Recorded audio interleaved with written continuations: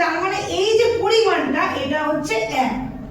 এবার 1 থেকে 9 অবধি তুমি বোঝাতে পারলে, 10-এ গিয়ে গন্ডগোল, আর বুঝতে পারছে না 10-এর কনসেপ্টটা কি হয়, গুড়িয়ে যাচ্ছে, একক দশক লিখতে পারছে না।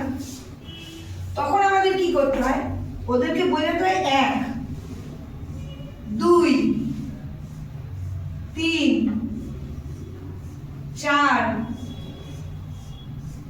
5, 1, 6, 7, 8, 9, এইবার গিয়ে দাঁড়িয়ে যাবো 9, 10 আর আমি দাঁড় দিয়ে দেখাবো। এবার কি হলো, ও ম্যাম 9, কারণ 10টা তুমি তো আলাদা করে বোঝাতে পারবে না। যখনই 10 2 ঘর এসে যাবে এরকম ভাবে বোঝালে সমস্যা। তখন কি করব, তাহলে বোঝা গেল 1 মানে কটা, একটা। এবার আমি একটু টিএলএম দিয়ে এটা দেখাচ্ছি, তোমার আমি বাচ্চাদের যেভাবে বোঝাই ঠিক সেভাবে, ওকে।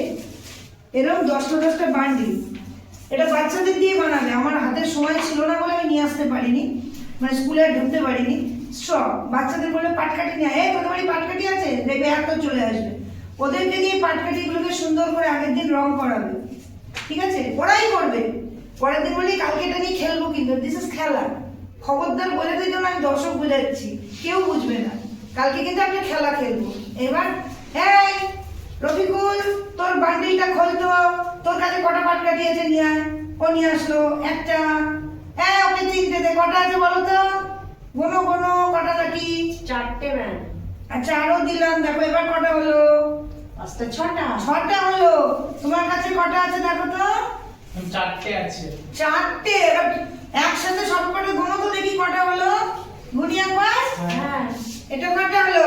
1 2 3 4 5 6 7 8 9 10। যেই 9-এর বেশি একটা হয়ে গেল না, আমরা কি করবো জানো তো, আর একে লাঠি রাখবো না, খুব সমস্যা, হারিয়ে যেতে পারে। ওই জন্য লাঠিটাকে আমরা কি করবো জানো তো, একটা বান্ডিল করে বেঁধে দেবো।